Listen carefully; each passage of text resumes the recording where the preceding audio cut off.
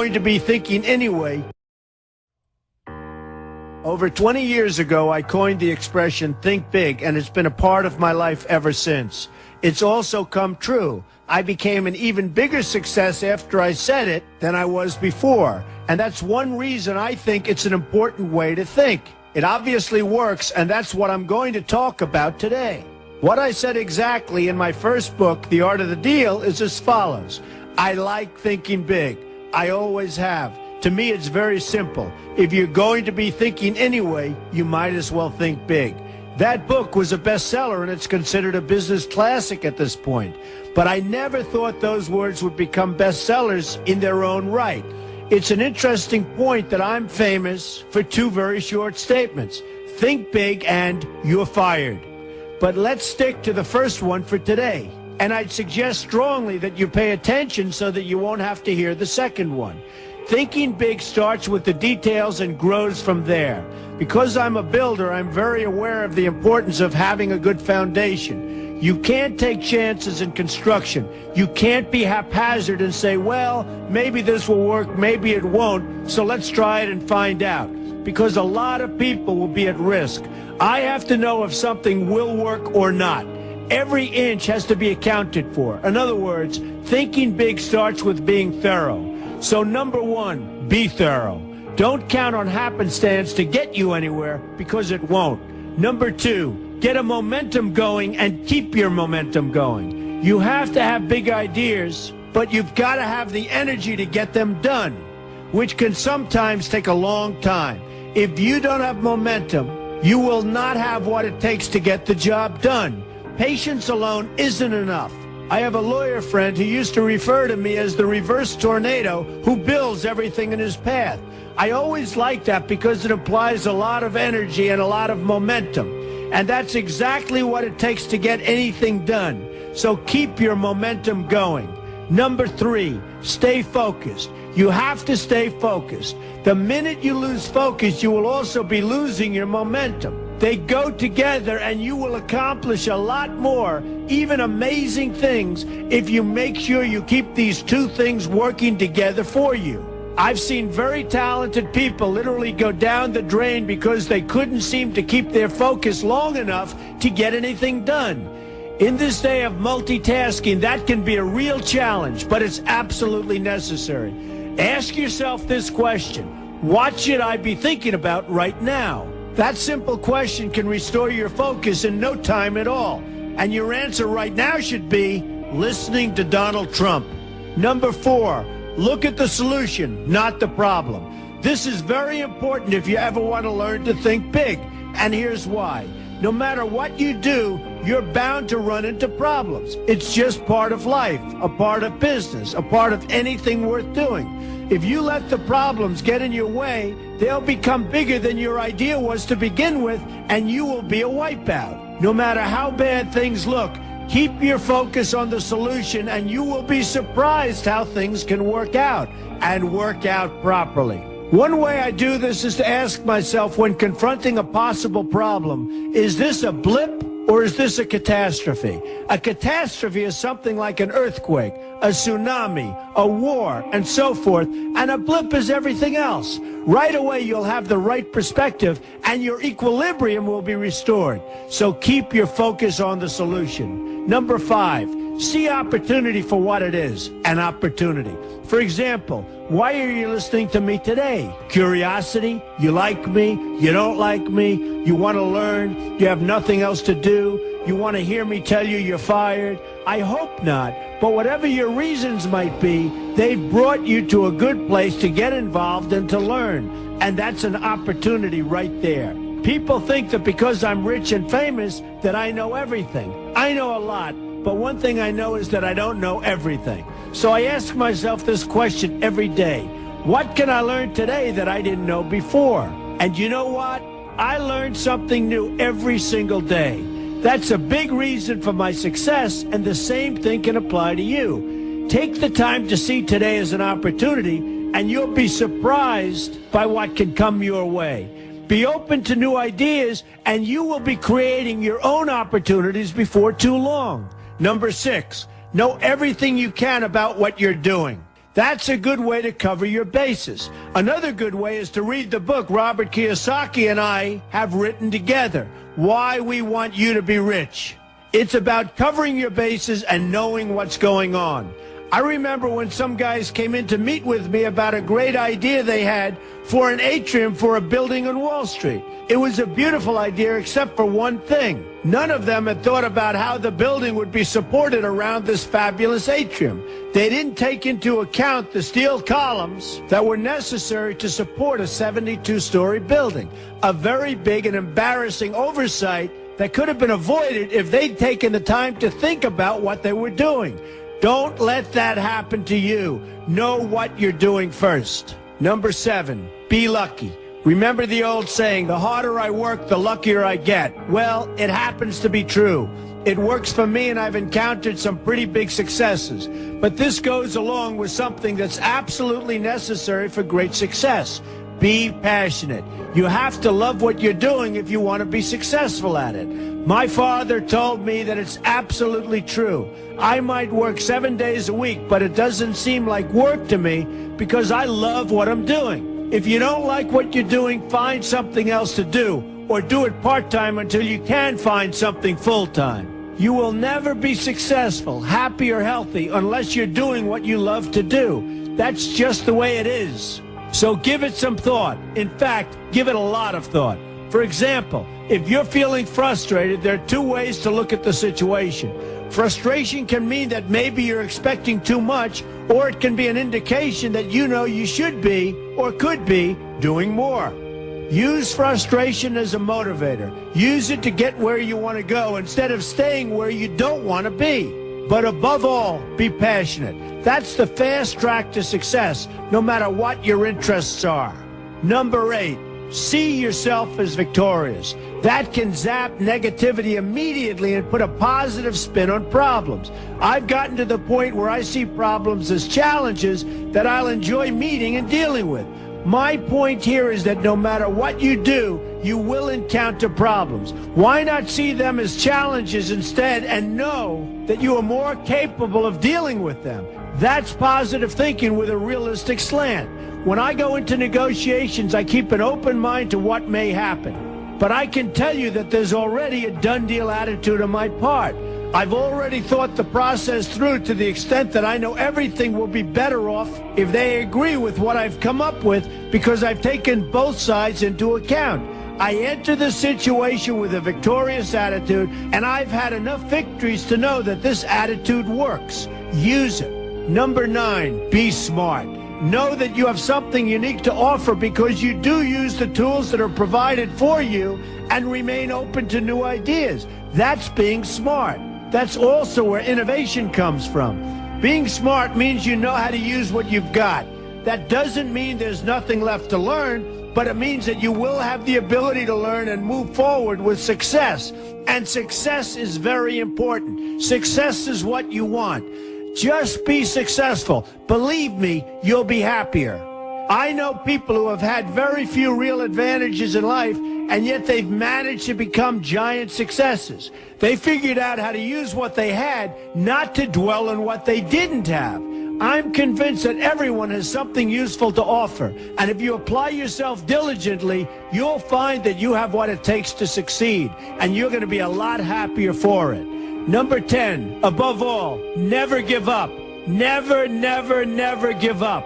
The only time you will be a failure is if you quit trying. Only losers quit. The biggest losers in the world are quitters. Winners keep on going. So whatever you do, never give up. My father always used to harp, never give up, son, never give up. Don't ever quit. I never want to see you give up or quit. Well, my father was a smart guy, and I listened to him. And remember, think big.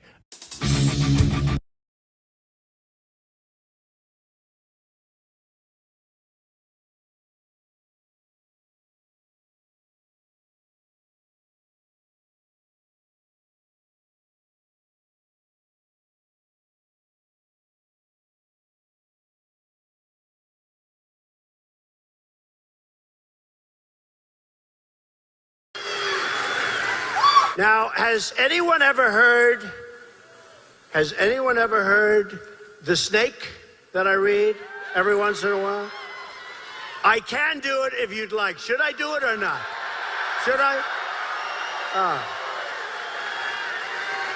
Because to me, this was written by Al Wilson in the 1990s.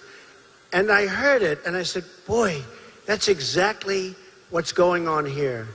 The snake, because people are coming across our border, people are coming in and brought into our country. We are going to make potentially the Trojan horse look like something that's very unimportant by comparison. And we don't want to be the ones that in 200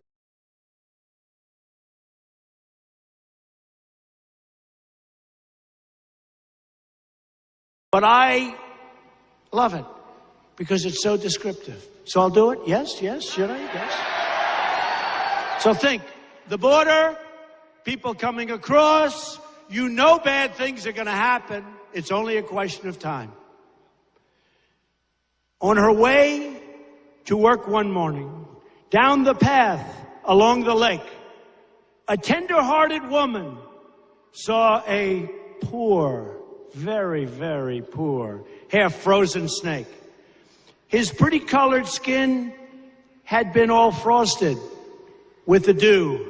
Oh, well, she cried, I'll take you in, and I'll take care of you. Take me in, oh tender woman. Take me in, for heaven's sake. Take me in, oh tender woman, sighed the broken snake. She wrapped him up all cozy in a curvature of silk, and then laid him by the fireside with some honey and some milk. Now she hurried home from work that night. As soon as she arrived, she found that pretty snake she'd taken in had been revived. Take me in, oh tender woman, take me in, for heaven's sake. Take me in, oh tender woman, sighed the broken snake. Now she clutched him to her bosom. You're so beautiful, she cried. But if I hadn't brought you in by now, you certainly would have died. Now she stroked his pretty skin and then she kissed him and held him tight. But instead of saying thank you, that snake gave her a vicious bite. Take me in, oh tender woman. Take me in, for heaven's sake. Take me in, oh tender woman, sighed that vicious snake. I saved you, cried the woman, and you bit me. Heavens, why? You know your bite is poisonous, and now I'm going to die. Oh, shut up, silly woman, said the reptile with a grin. You knew damn well I was a snake before you took me in.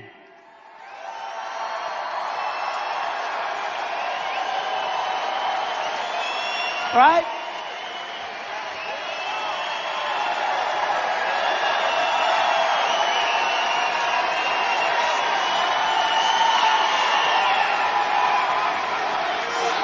Right? That's it. That's what's going to happen, folks. I hate to tell you, folks. We can be nice. We can be soft. We can be wonderful. We can have a big, beautiful heart. We can talk about our Constitution, and I love our Constitution. But, you know,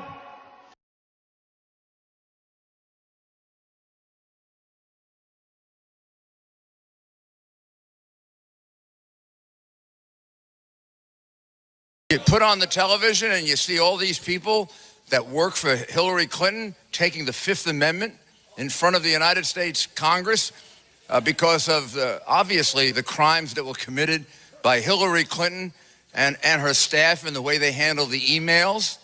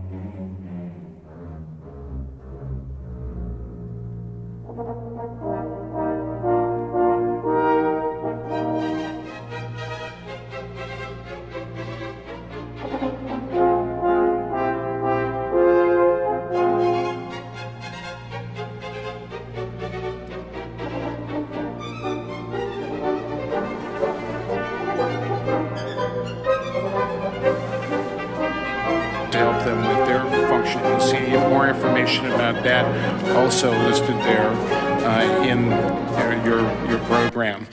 And then finally, I would join with everyone who has complimented our friends here at Hofstra. We could not have done this in the record time that it took Hofstra to pull this together without some incomparable leadership from the president of that institution. It's my pleasure to introduce President Steven Rabinowitz.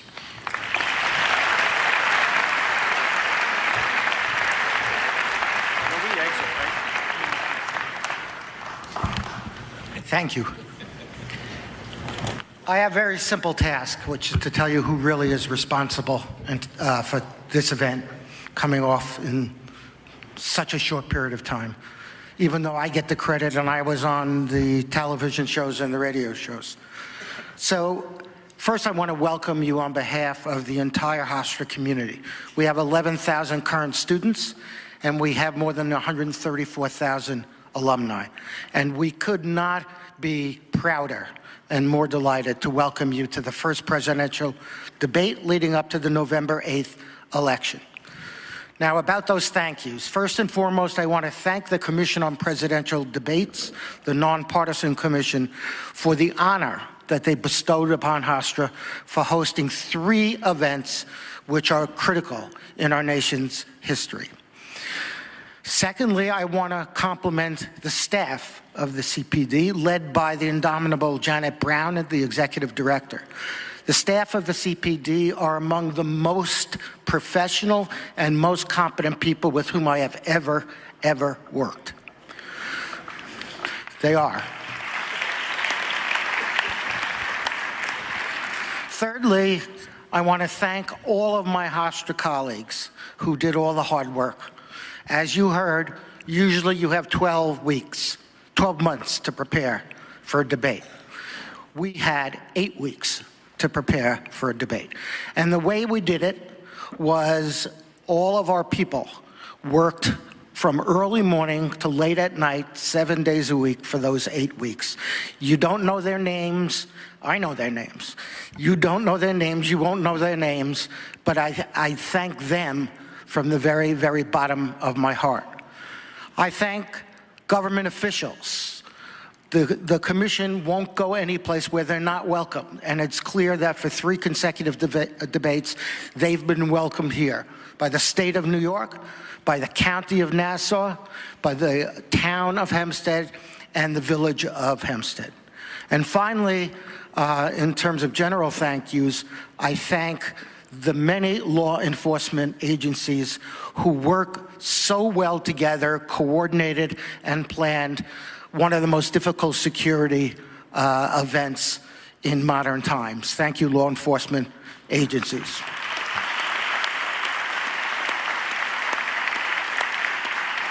I would like to ask you to join me in especially recognizing 2 generous supporters who helped Hofstra in significant part fund the expenses of this debate. The first, I am proud to say, is our debate sponsor. He is a son, he's an alumnus of the university, and he's currently the vice chair of its board of trustees. Join me in thanking David S. Mack. David?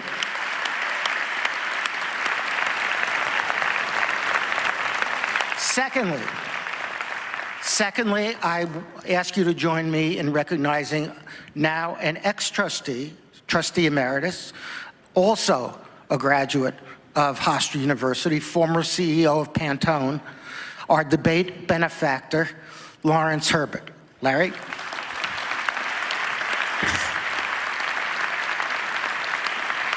By the way, Larry has also recently generously endowed the Herbert School of Communication. Thank you, Larry. So, a lot has changed at Hofstra between the debates of 2012 and debates of 2016. If I had to mention all of them, I would have to go to the podium. Just too many to relate, but I'm willing to have dinner or lunch with anybody who wants to know everything that has happened. But I do want to mention two special things that have occurred.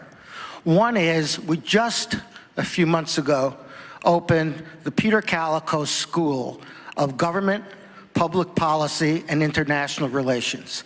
That school has been generously endowed by Peter S. Calico, who is also here tonight. Peter, would you join me in welcoming Peter?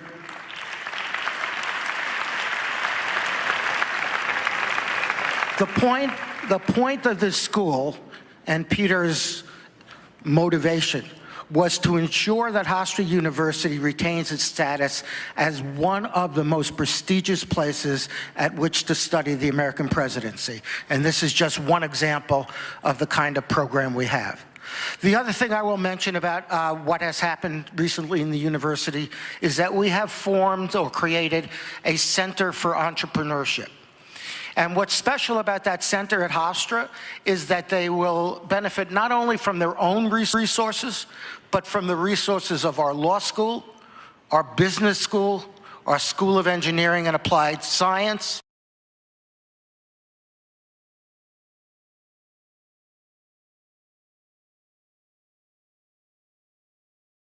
and that is, we have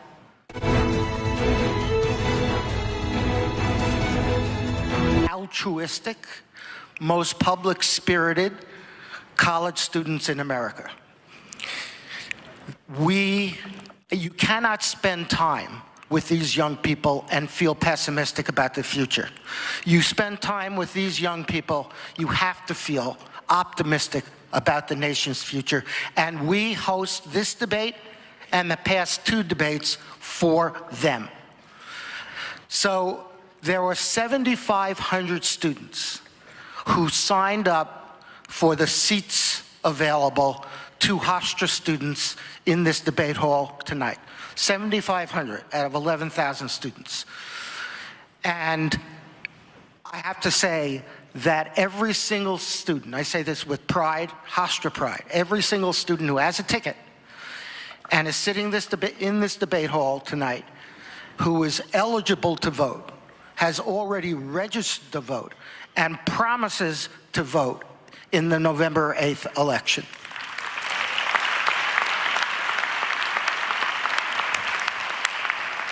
That's why we do this. I will close simply by emphasizing once again how proud our nation's history. Thank you. I'm gonna add one logistical thing that I forgot. Right at 9 o'clock, you're gonna hear a lot of noise from behind you. The networks go on the air at 9 o'clock. So you'll hear their introductions. Don't worry, they will get quiet in about 2 or 3 minutes, and then we'll go forward. Thank you very much.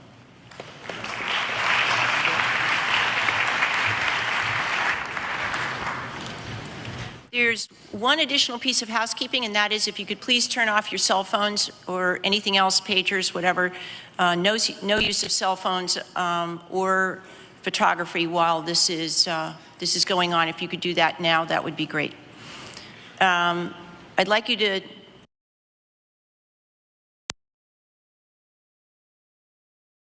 to welcome Melania Trump and former President Bill Clinton.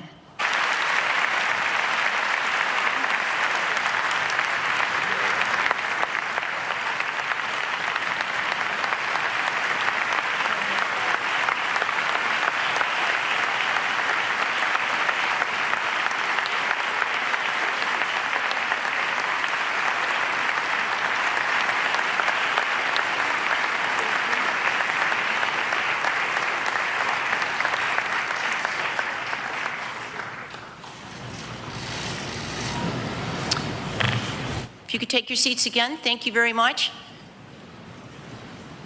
We are grateful this evening to have as moderator Lester Holt, the anchor of NBC Nightly News. You can welcome him now. Thank you, Janet. Thank you. Good evening. Nice to see every seat is filled. There was some question whether we'd have enough interest for tonight, but I guess we've taken care of that. Mrs. Trump, President Clinton, good to see you. Good to see everyone. That thud you heard backstage was the sound of my knees buckling when Frank mentioned a potential audience of 100 million. But it's just us tonight. And in a moment, it'll just be the three of us and hopefully just the two of them. That's what it's all about. As you can imagine, this is not an easy job, so I'm going to ask your help tonight. You heard the admonition. If you could please refrain from clapping and booing or reacting in any audible way, that would make my job a lot easier. And I know the American public would appreciate it because we really want to hear what they have to say tonight. And I'm happy to be the one facilitating that conversation. So what's going to follow are some awkward moments of silence. I'm going to take my seat here in my office for the evening, and I'll give you a 1-minute warning when we're about to come up on the air. And then no fancy lights or musical opens. We just go to it. So thank you for being here. I hope you enjoy the debate.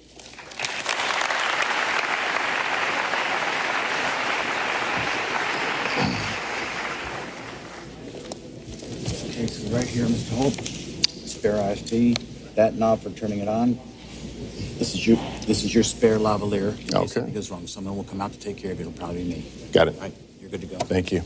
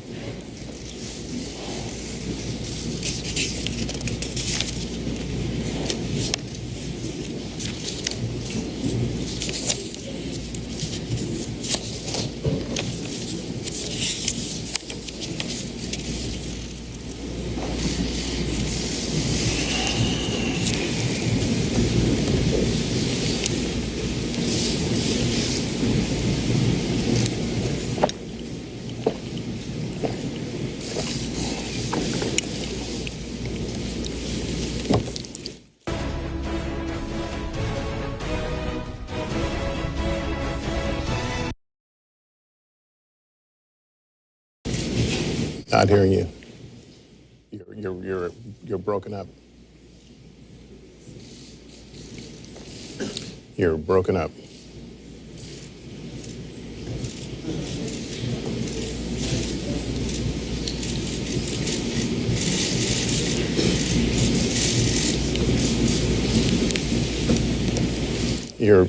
Say it again. Review.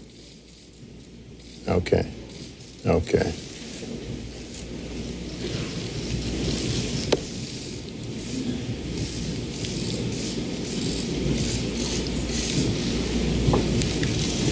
No, it's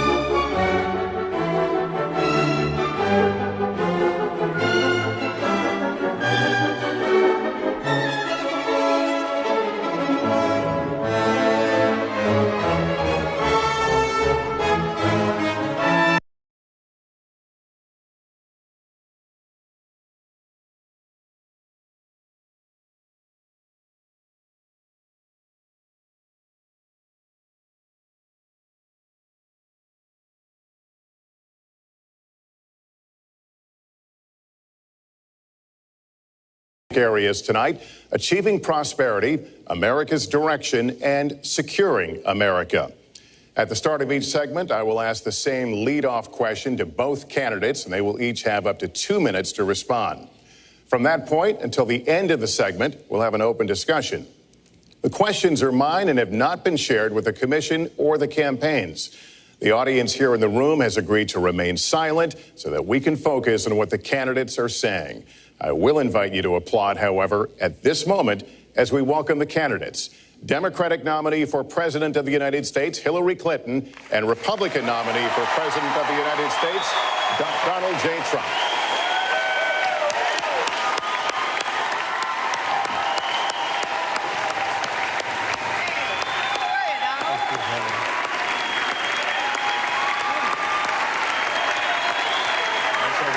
Good luck to you. Mr. Trump, good luck to you.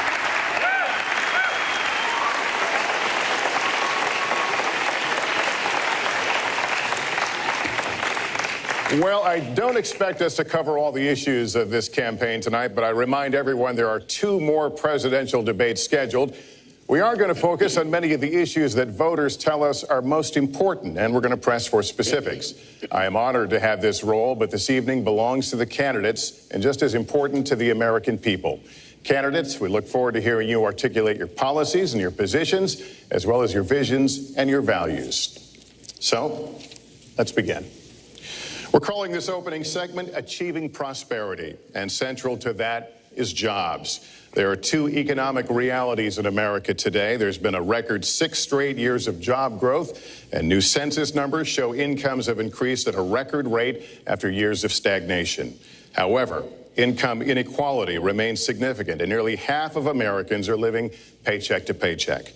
Beginning with you, Secretary Clinton, why are you a better choice than your opponent to create the kinds of jobs that will put more money into the pockets of American workers? Well, thank you, Lester, and thanks to Hofstra for hosting us. The central question in this election is really what kind of country we want to be and what kind of future we'll build together. Today is my granddaughter's 2nd birthday, so I think about this a lot. First, we have to build an economy that works for everyone, not just those at the top. That means we need new jobs, good jobs, with rising incomes. I want us to invest in you. I want us to invest in your future. That means jobs in infrastructure, in advanced manufacturing, in innovation and technology, clean renewable energy, and small business, because most of the new jobs will come from small business. We also have to make the economy fairer. That starts with raising the national minimum wage and also guarantee, finally, equal pay for women's work. I also want to see more companies do profit sharing. If you help create the profits, you should be able to share in them, not just the executives at the top. And I want us to do more to support people who are struggling to balance family and work. I've heard from so many of you about the difficult choices you face and the stresses that you're under. So let's have paid family leave, earned sick days. Let's be sure we have affordable child care and debt-free college. How are we going to do it? We're going to do it by having the wealthy pay their fair share and close the corporate loopholes. Finally, we tonight are on the stage together, Donald Trump and I. Donald, it's good to be with you. We're going to have a debate where we are talking about the important issues facing our country. You have to judge us. Who can shoulder the immense, awesome responsibilities of the presidency? Who can put into action the plans that will make your life better? I hope that I will be able to earn your vote on November 8th. Secretary Clinton, thank you. Mr. Trump, the same question to you. It's about putting money, more money, into the pockets of American workers. You have up to 2 minutes. Thank you, Lester. Our jobs are fleeing the country. They're going to Mexico. They're going to many other countries. You look at what China is doing to our country in terms of making our product. They're devaluing their currency, and there's nobody in our government to fight them. And we have a very good fight, and we have a winning fight, because they're using our country as a piggy bank to rebuild China, and many other countries are doing the same thing. So we're losing our good jobs, so many of them. When you look at what's happening in Mexico, a friend of mine who builds plants said it's the 8th wonder of the world. They're building some of the biggest plants anywhere in the world, some of the most sophisticated, some of the best plants. With the United States, as he said, not so much. So Ford is leaving. You see that, their small car division leaving. Thousands of jobs, leaving Michigan, leaving Ohio. They're all leaving, and we can't allow it to happen anymore. As far as child care is concerned and so many other things, I think Hillary and I agree on that. We probably disagree a little bit as to numbers and amounts and what we're going to do, but perhaps we'll be talking about that later. But we have to stop our jobs from being stolen from us. We have to stop our companies from leaving the United States, and with it, firing all of their people. All you have to do is take a look at Carrier Air Conditioning in Indianapolis. They fired 1,400 people. They're going to Mexico. So many, hundreds and hundreds of companies are doing this. We cannot let it happen. Under my plan, I'll be reducing taxes tremendously, from 35% to 15% for companies, small and big businesses. That's going to be a job creator like we haven't seen since Ronald Reagan. It's going to be a beautiful thing to watch.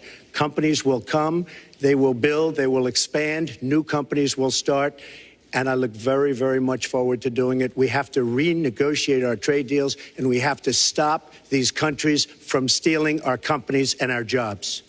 Secretary Clinton, would you like to respond? Well, I think that trade is an important issue. Of course, we are 5% of the world's population. We have to trade with the other 95%. And we need to have smart, fair trade deals. We also, though, need to have a tax system that rewards work and not just financial transactions. And the kind of plan that Donald has put forth would be trickle-down economics all over again. In fact, it would be the most extreme version, the biggest tax cuts for the top percent of the people in this country than we've ever had. I call it trumped-up trickle-down, because that's exactly what it would be. That is not how we grow the economy. We just have a different view about what's best for growing the economy, how we make investments that will actually produce jobs and rising incomes. I think we come at it from somewhat different perspectives. I understand that. You know, Donald was very fortunate in his life, and that's all to his benefit. He started his business with $14 million borrowed from his father, and he really believes that the more you help wealthy people, the better off we'll be, and that everything will work out from there. I don't buy that. I have a different experience. My father was a small businessman. He worked really hard. He printed drapery fabrics on long tables where he pulled out those fabrics and he went down with a silk screen and dumped the paint in and took the squeegee and kept going. And so what I believe is the more we can do for the middle class, the more we can invest in you, your education, your skills, your future, the better we will be off and the better we'll grow. That's the kind of economy I want us to see again. Let me follow up with Mr. Trump, if I can. You've talked about creating 25 million jobs, and you've promised to bring back millions of jobs for Americans. How are we going to bring back the industries that have left this country for cheaper labor overseas? How specifically are you going to tell American manufacturers that you have to come back? Well, for one thing, and before we start on that, my father gave me a very small loan in 1975, and I built it into a company that's worth many, many billions of dollars with some of the greatest assets in the world. And I say that only because that's the kind of thinking that our country needs. Our country's in deep trouble. We don't know what we're doing when it comes to devaluations, and all of these countries all over the world, especially China, they're the best ever at it. What they're doing to us is a very, very sad thing. So we have to do that. We have to renegotiate our trade deals. And Lester, they're taking our jobs, they're giving incentives, they're doing things that, frankly, we don't do. Let me give you the example of Mexico. They have a VAT tax. We're in a different system. When we sell into Mexico, there's a tax. When they sell in automatic, 16% approximately. When they sell into us, there's no tax. It's a defective agreement. It's been defective for a long time, many years, but the politicians haven't done anything about it. Now, in all fairness to Secretary Clinton, yes, is that okay? Good. I want you to be very happy. It's very important to me. But in all fairness to Secretary Clinton, when she started talking about this, it was really very recently. She's been doing this for 30 years. And why hasn't she made the agreements better? The NAFTA agreement is defective just because of the tax and many other reasons, but just because of the fact. Let me interrupt just a moment. But Secretary Clinton and others, politicians, should have been doing this for years, not right now because of the fact that we've created a movement. They should have been doing this for years. What's happened to our jobs and our country and our economy generally is, look, we owe $20 trillion. We cannot do it any longer, Lester. Back to the question, though, how do you specifically bring back jobs? American manufacturers, how do you make them bring the jobs back? Well, the first thing you do is don't let the jobs leave. The companies are leaving. I could name, there are thousands of them. They're leaving, and they're leaving in bigger numbers than ever. And what you do is you say, fine, you want to go to Mexico or some other country, good luck. We wish you a lot of luck. But if you think you're going to make your air conditioners or your cars or your cookies or whatever you make and bring them into our country without a tax, you're wrong. And once you say you're going to have to tax them coming in, and our politicians never do this because they have special interests, and the special interests want those companies to leave because in many cases they own the companies. So what I'm saying is we can stop them from leaving. We have to stop them from leaving, and that's a big, big factor. Let me let Secretary Clinton get Well, let's stop for a second and remember where we were 8 years ago. We had the worst financial crisis, the Great Recession, the worst since the 1930s. That was in large part because of tax policies that slashed taxes on the wealthy, failed to invest in the middle class, took their eyes off of Wall Street, and created a perfect storm. In fact, Donald was one of the people who rooted for the housing crisis. He said back in 2006, gee, I hope it does collapse because then I can go in and buy some and make some money. Well, it did collapse. That's called business, by the way. 9 million people lost their jobs. 5 million people lost their homes, and $13 trillion in family wealth was wiped out. Now, we have come back from that abyss, and it has not been easy. So we're now on the precipice of having a potentially much better economy. But the last thing we need to do is to go back to the policies that failed us in the first place. Independent experts have looked at what I've proposed and looked at what Donald's proposed, and basically they've said this, that if his tax plan, which would blow up the debt by over $5 trillion and would in some instances disadvantage middle-class families compared to the wealthy, were to go into effect, we would lose 3.5 million jobs and maybe have another recession. They've looked at my plans and they've said, okay, if we can do this, and I intend to get it done, we will have 10 million more new jobs because we will be making investments where we can grow the economy. Take clean energy. Some country is going to be the clean energy superpower of the 21st century. Donald thinks that climate change is a hoax perpetrated by the Chinese. I think it's real. I did not. Science is real. I do not say that. And I think it's important that we grip this and deal with it, both at home and abroad. And here's what we can do. We can deploy 500 million more solar panels. We can have enough clean energy to power every home. We can build a new modern electric grid. That's a lot of jobs. That's a lot of new economic activity. So I've tried to be very specific about what we can and should do, and I am determined that we're going to get the economy really moving again, building on the progress we've made over the last 8 years, but never going back to what got us in trouble in the first place. Mr. Trump. She talks about solar panels. We invested in a solar company, our country. That was a disaster. They lost plenty of money on that one. Now, look, I'm a great believer in all forms of energy, but we're putting a lot of people out of work. Our energy policies are a disaster. Our country is losing so much in terms of energy, in terms of paying off our debt. You can't do what you're looking to do with $20 trillion in debt. The Obama administration, from the time they've come in, is over 230 years worth of debt, and he's topped it. He's doubled it in a course of almost 8 years, 7.5 years to be semi-exact. So I will tell you this, we have to do a much better job at keeping our jobs, and we have to do a much better job at giving companies incentive to build new companies or to expand, because they're not doing it. And all you have to do is look at Michigan. and look at Ohio and look at all of these places where so many of their jobs and their companies are just leaving. They're gone. And Hillary, I just ask you this. You've been doing this for 30 years. Why are you just thinking about these solutions right now? For 30 years you've been doing it, and now you're just starting to think of solutions. Well, actually, I will bring back jobs. You can't bring back jobs. Well, actually, I have thought about this quite a bit. Yeah, for 30 years. I have, well, not quite that long.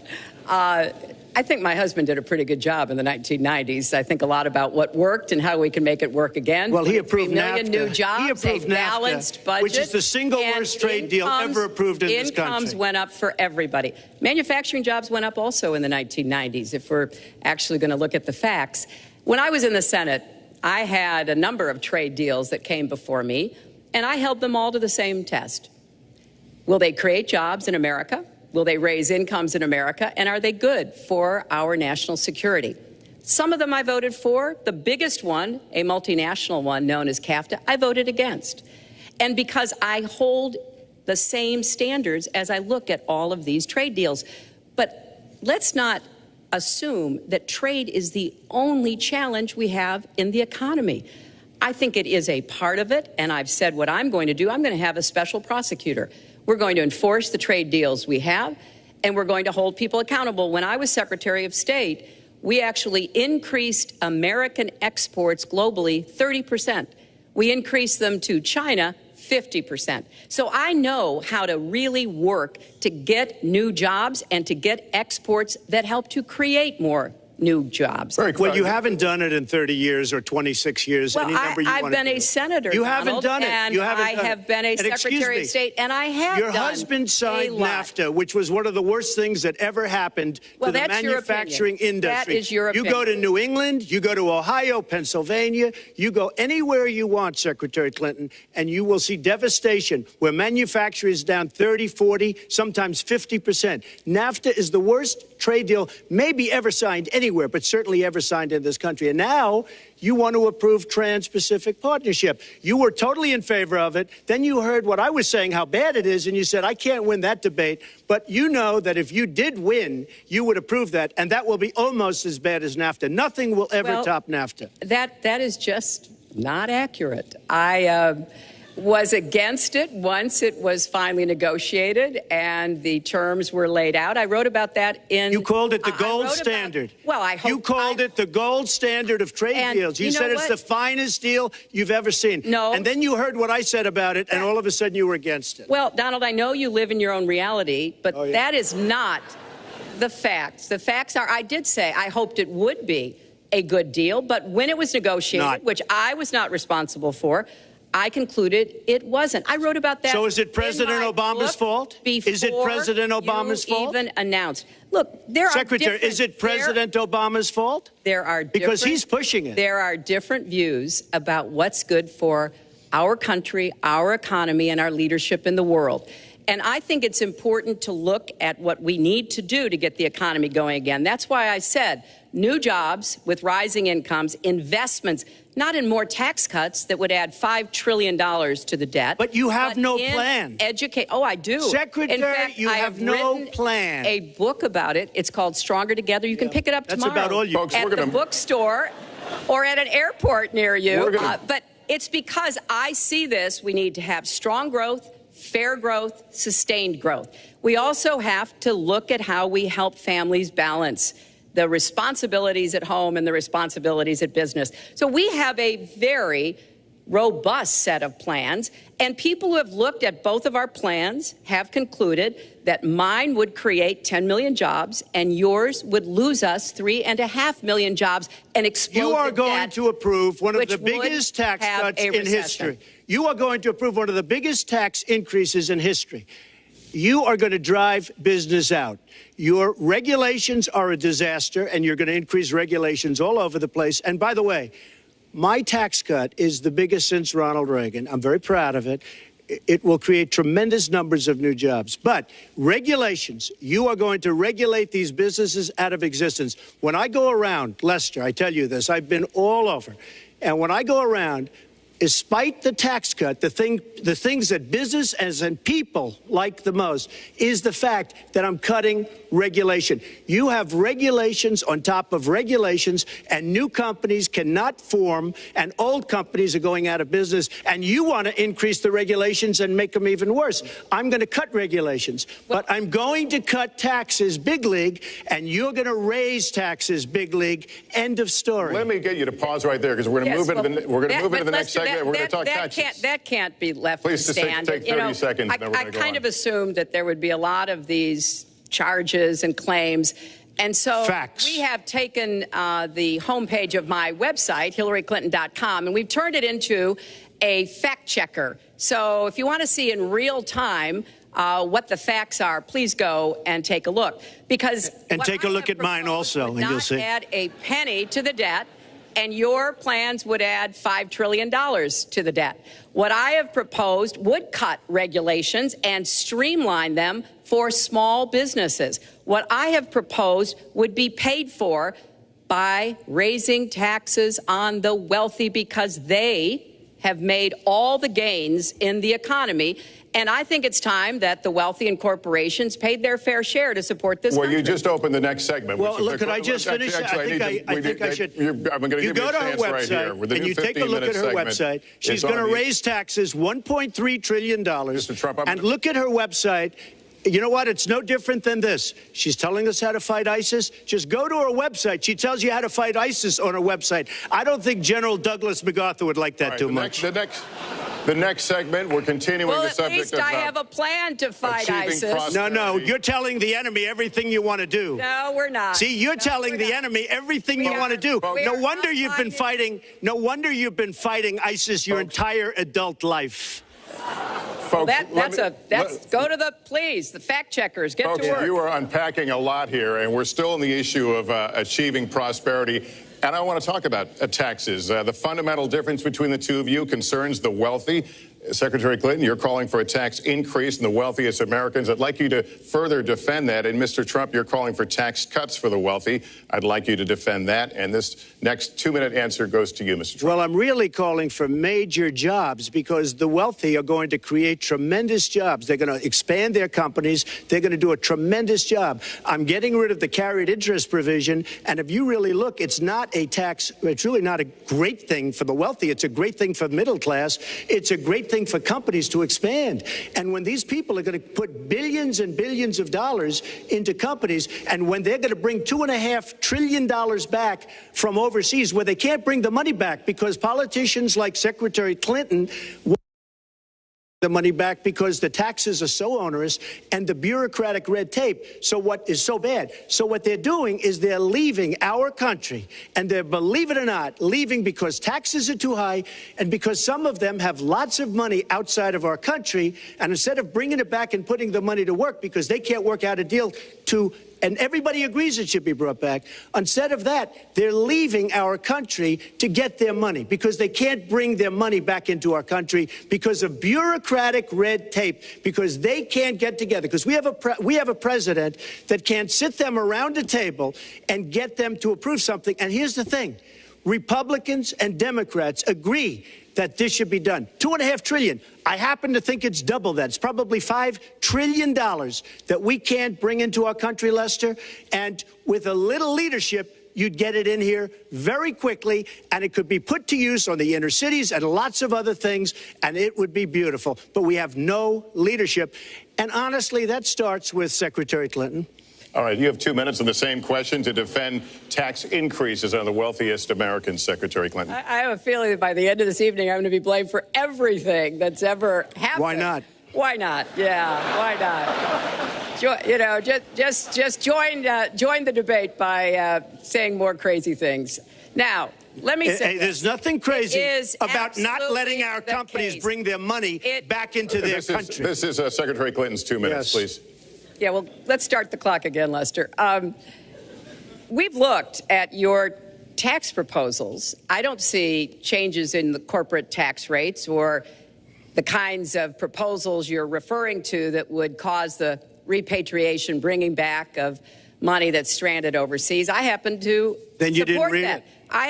I happen to support that in a way that will actually work to our benefit. But when I look at what you have proposed, you have what is called now the Trump loophole, because it would so advantage you and the business you do. You've proposed an approach that has a $4 billion tax benefit for your family. And when you look at what you are proposing, how much for my family? It is, Lester, as I said, trumped up trickle down. Trickle down did not work. It got us into the mess we were in 2009. Slashing taxes on the wealthy hasn't worked. And a lot of really smart, wealthy people know that. And they are saying, hey, we need to do more to make the contributions we should be making to rebuild the middle class. I don't think top-down works in America. I think building the middle class, investing in the middle class, making college debt-free so more young people can get their education, helping people refinance their debt from college at a lower rate. Those are the kinds of things that will really boost the economy. Broad-based, inclusive growth is what we need in America, not more advantages for people at the very top. Mr. Trump, typical politician, all talk, no action, sounds good, doesn't work, never going to happen. Our country is suffering because people like Secretary Clinton have made such bad decisions in terms of our jobs and in terms of what's going on. Now, look, we have the worst revival of an economy since the Great Depression. And believe me, we're in a bubble right now. And the only thing that looks good is the stock market. But if you raise interest rates even a little bit, that's going to come crashing down. We are in a big, fat, ugly bubble. And we better be awfully careful. And we have a Fed that's doing political things. This Janet Yellen of the Fed is doing political by keeping the interest rates at this level.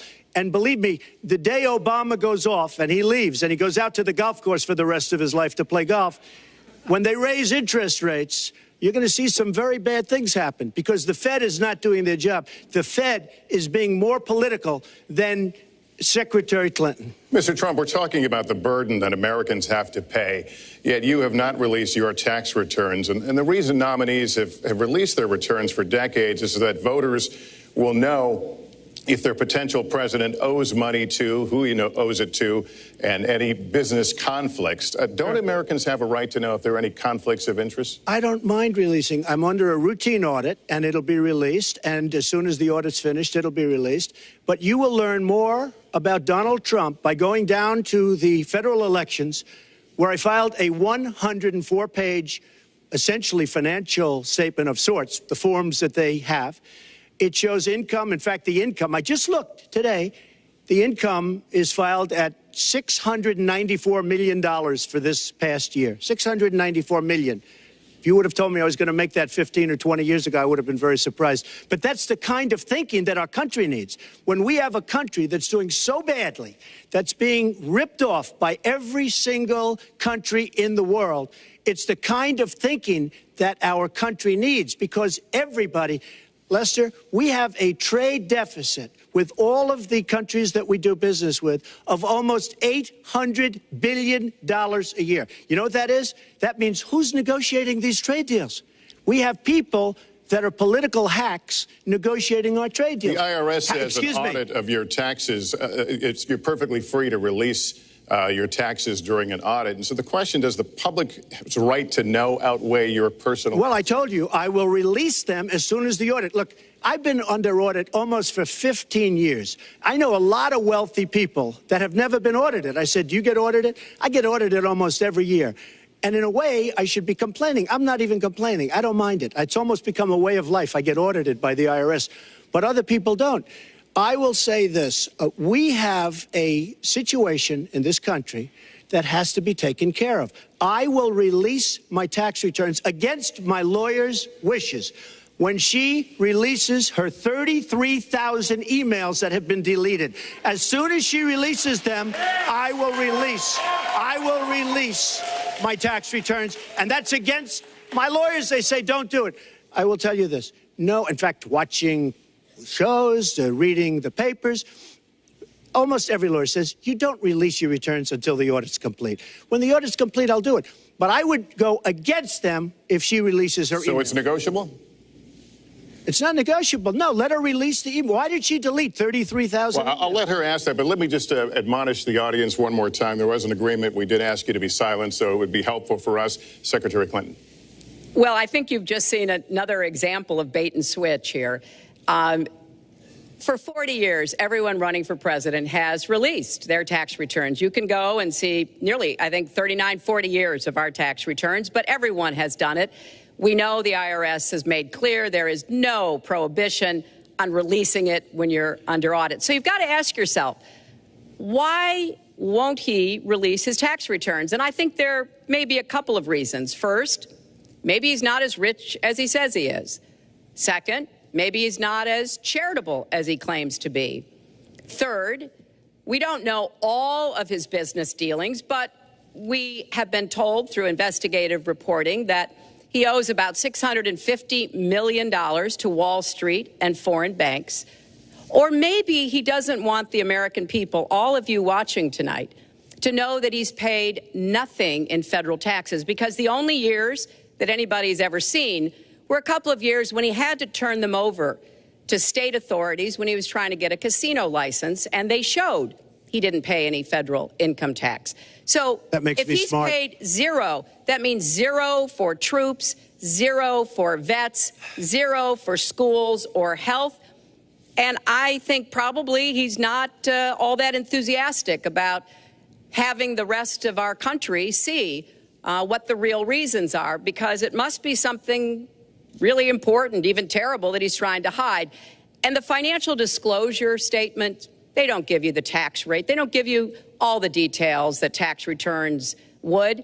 And it just seems to me that this is something that the American people deserve to see. And I have no reason to believe that he's ever going to release his tax returns, because there's something he's hiding.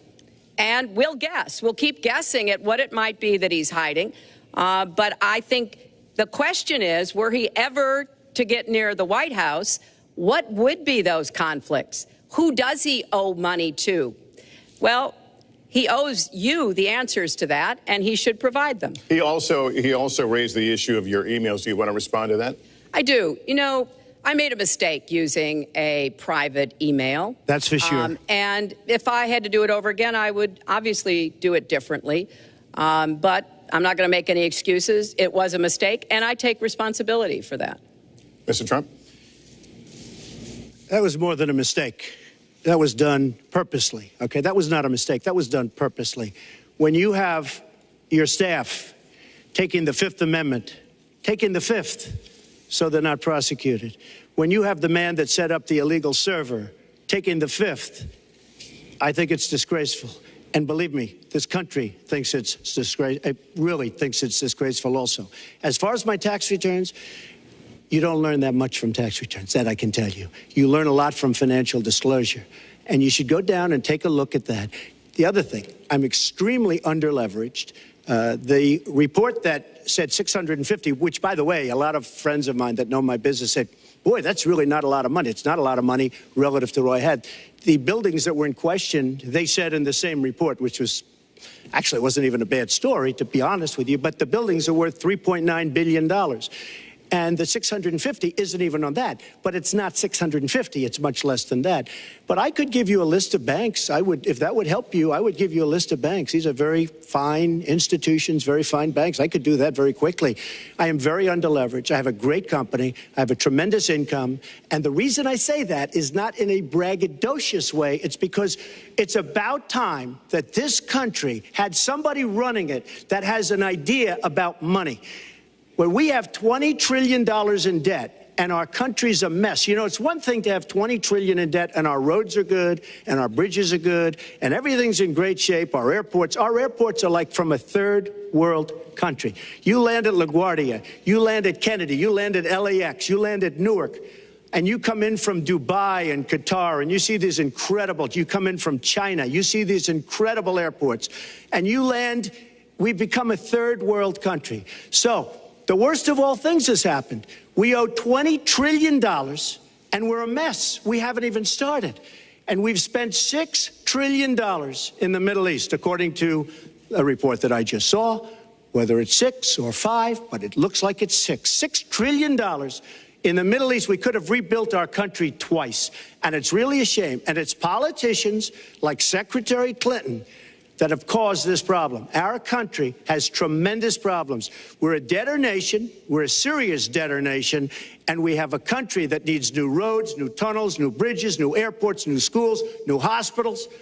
And we don't have the money because it's been squandered on so many of your ideas. Let you and respond, maybe and we'll move to our because next. you haven't paid any federal income tax for a lot of years. And the other thing I think is important. It would be squandered too, believe me.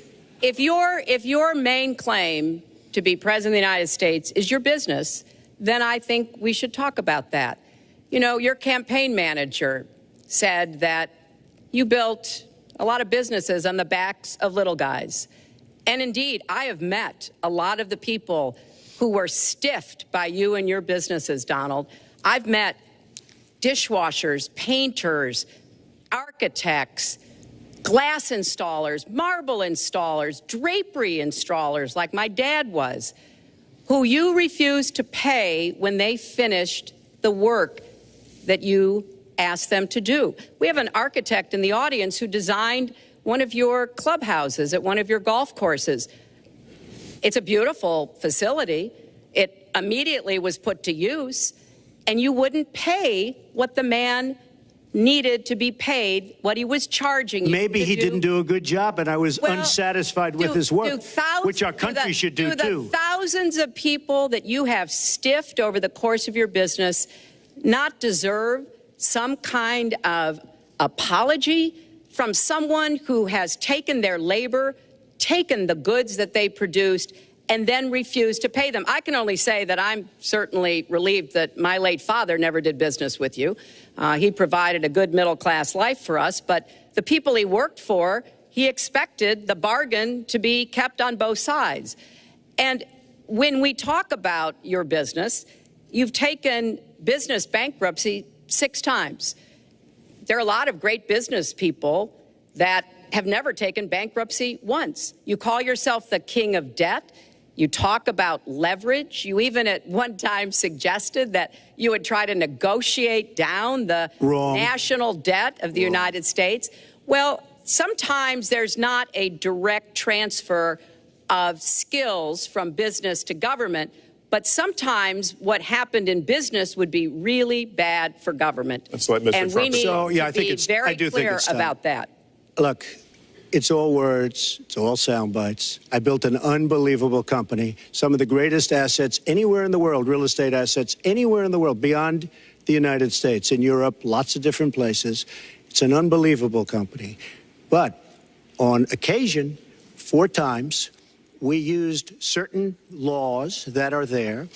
And when Secretary Clinton talks about people that didn't get paid, first of all, they did get paid a lot, but taking advantage of the laws of the nation. Now, if you want to change the laws, you've been there a long time, change the laws. But I take advantage of the laws of the nation because I'm running a company. My obligation right now is to do well for myself, my family, my employees, for my companies. And that's what I do. But what she doesn't say is the tens of thousands of people that are unbelievably happy and that love me. I'll give you an example. We're just opening up on Pennsylvania Avenue, right next to the White House. So if I don't get there one way, I'm going to get to Pennsylvania Avenue another. But we're opening the old post office. Under budget, ahead of schedule, saved tremendous money. I'm a year ahead of schedule. And that's what this country should be doing. We build roads and they cost 2 and 3 and 4 times what they're supposed to cost. We buy products for our military and they come in at costs that are so far above what they were supposed to be because we don't have people that know what they're doing. When we look at the budget is bad to a large extent because we have people that have no idea as to what to do and how to buy. The Trump International is way under budget and way ahead of schedule. And we should be able to do that for our country. We're well behind schedule, so I want to move to our next segment. We move into our next segment talking about America's direction, and let's start by talking about race. The share of Americans who say race relations are bad in this country is the highest it's been in decades, much of it amplified by shootings of African Americans by police, as we've seen recently in Charlotte and Tulsa. Race has been a big issue in this campaign, and one of you is going to have to bridge a very wide and bitter gap. So how do you heal the divide? Secretary Clinton, you get 2 minutes on this. Well, you're right. Race remains a significant challenge in our country. Unfortunately, race still determines too much, often determines where people live, determines what kind of education in their public schools they can get, and yes, it determines how they're treated in the criminal justice system. We've just seen those two tragic examples in both Tulsa and Charlotte. And we've got to do several things at the same time. We have to restore trust between communities and the police. We have to work to make sure that our police are using the best training, the best techniques, that they're well prepared to use force only when necessary. Everyone should be respected by the law, and everyone should respect the law. Right now, that's not the case in a lot of our neighborhoods. So I have, ever since the first day of my campaign, called for criminal justice reform. I've laid out a platform that I think would begin to remedy some of the problems we have in the criminal justice system.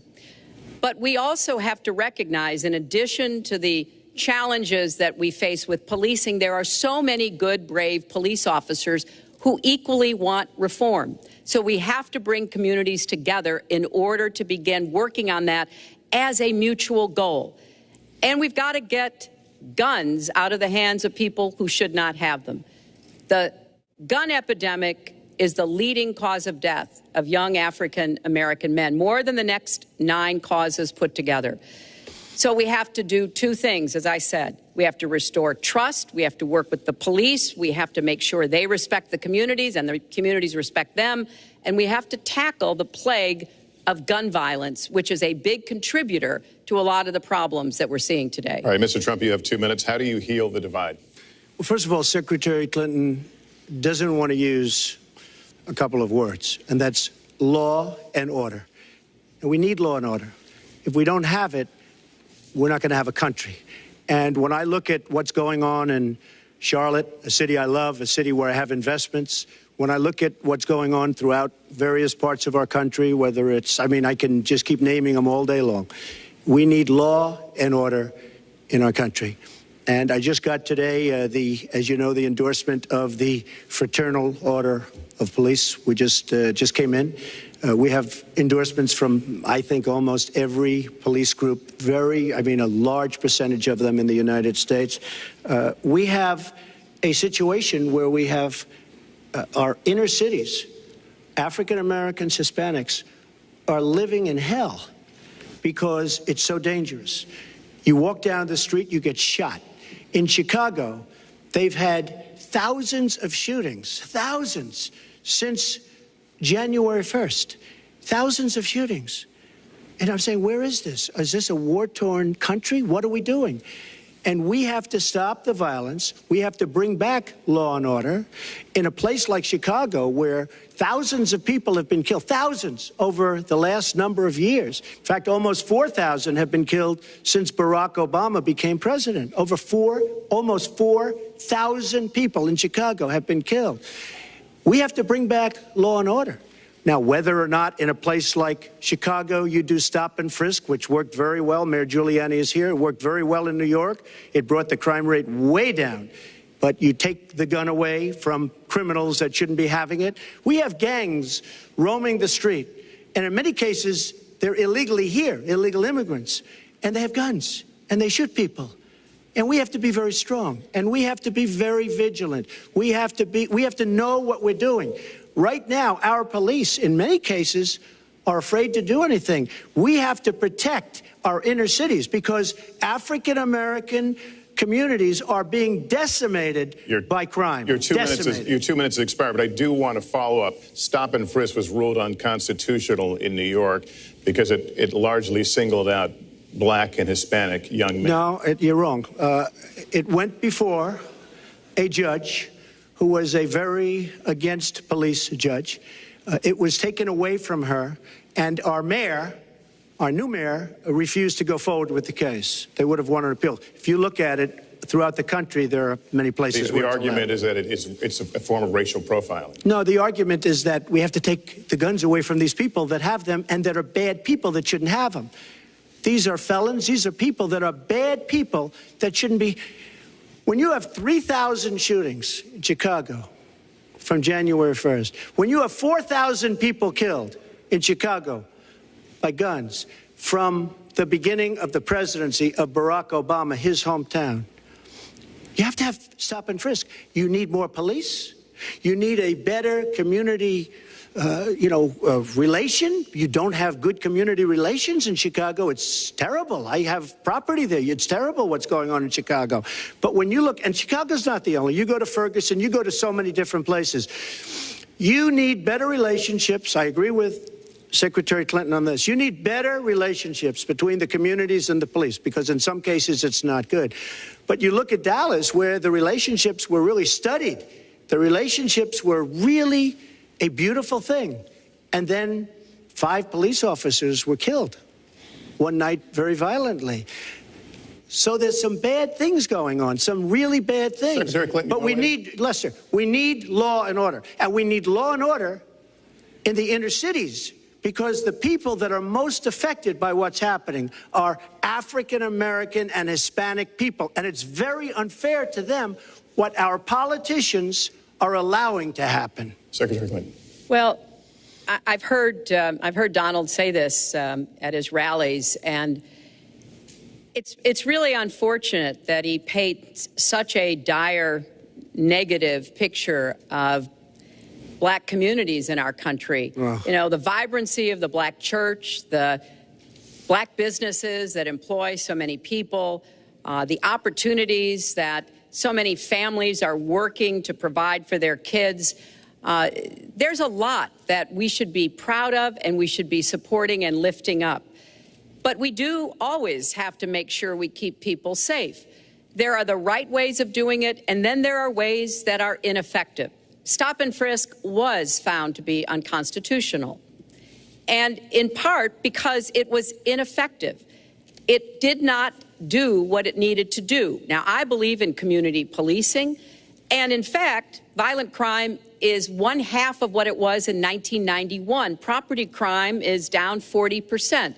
We just don't want to see it creep back up. We've had 25 years of very good cooperation, but there were some problems, some unintended consequences. Too many young African American and Latino men ended up in jail for nonviolent offenses, and it's just a fact that if you're a young African American man and you do the same thing as a young white man, you are more likely to be arrested, charged, convicted, and incarcerated. So we've got to address the systemic racism in our criminal justice system. We cannot just say law and order. We have to say we have to come forward with a plan that is going to divert people from the criminal justice system, deal with mandatory minimum sentences, which have put too many people away for too long for doing too little. We need to have more second chance programs. I'm glad that we're ending private prisons in the federal system. I want to see them ended in the state system. You shouldn't have a profit motivation to fill prison cells with young Americans. So there are some positive ways we can work on this. And I believe strongly that common sense gun safety measures would assist us right now. And this is something Donald has supported along with the gun lobby. Right now, we've got too many military-style weapons on the streets. In a lot of places, our police are outgunned. We need comprehensive background checks, and we need to keep guns out of the hands of those who will do harm And we finally need to pass a prohibition on anyone who's on the terrorist watch list from being able to buy a gun in our country. If you're too dangerous to fly, you are too dangerous to buy a gun. So there are things we can do, and we ought to do it in a bipartisan way. Secretary Clinton, last week you said we've got to do everything possible to improve policing, to go right at implicit bias. Do you believe that police are implicitly biased against black people? Lester, I think implicit bias is a problem for everyone, not just police. I think, unfortunately, too many of us in our great country jump to conclusions about each other. And therefore, I think we need all of us to be asking hard questions about, why am I feeling this way? But when it comes to policing, since it can have literally fatal consequences, I have said in my first budget we would put money into that budget to help us deal with implicit bias by retraining a lot of our police officers. I met with a group of very distinguished, experienced police chiefs a few weeks ago. They admit it's an issue. They've got a lot of concerns. Mental health is one of the biggest concerns because now police are having to handle a lot of really difficult mental health problems on the street. They want support. They want more training. They want more assistance. And I think the federal government could be in a position where we would offer and provide that. I'd like to respond. Please. First of all, I agree, and a lot of people, even within my own party, want to give certain rights to people on watch lists and no-fly lists. I agree with you. When a person is on a watch list or a no-fly list, and I have the endorsement of the NRA, which I'm very proud of. These are very, very good people, and they're protecting the Second Amendment. But I think we have to look very strongly at no-fly lists and watch lists. And when people are on there, even if they shouldn't be on there, we'll help them. We'll help them legally. We'll help them get off. But I tend to agree with that quite strongly. I do want to bring up the fact that you were the one that brought up the word super predator about young black youth. And that's a term that I think was it's been horribly met, as you know. I think you've apologized for it. But I think it was a terrible thing to say. And when it comes to stop and frisk, you're talking about taking guns away. Well, I'm talking about taking guns away from gangs and people that use them. And I really don't think you disagree with me on this, if you want to know the truth. I think maybe there's a political reason why you can't say it, but I really don't believe. In New York City, stop and frisk, we had 2,200 murders, and stop and frisk brought it down to 500 murders. 500 murders is a lot of murders. Hard to believe. 500 is like supposed to be good. But we went from 2,200 to 500, and it was continued on by Mayor Bloomberg, and it was terminated by current mayor. But stop and frisk had a tremendous impact on the safety of New York City, tremendous beyond belief. So when you say it has no impact, it really did. It had a very, very big impact. Well, it's also fair to say, if we're going to talk about mayors, that under the current mayor, crime has continued to drop, including murders. So there is... You're wrong. No, I'm not. Murders are up. All right, you check. New York has done an excellent job, and I give credit. I give credit across the board, going back to mayors, to police chiefs, because it has worked, and other communities need to come together to do what will work as well. Look, one murder is too many, but it is important that we learn about what has been effective and not go to things that sound good that really did not have the kind of impact that we would want. Who disagrees with keeping neighborhoods safe? But let's also add, no one should disagree about respecting the rights of young men who live in those neighborhoods. And so we need to do a better job of working again with the communities, faith communities, business communities, as well as the police, to try to deal with this problem. This conversation is about race, and so, Mr. Trump, I have to ask you... But I'd like to just respond, if I might. Please, 20 seconds. I'd just like to respond. Please respond, then I've got to follow up. Look, the African-American community has been let down by our politicians. They talk good around election time, like right now, and after the election, they said, see you later, I'll see you in 4 years. The African-American community, look, the community within the inner cities has been so badly treated.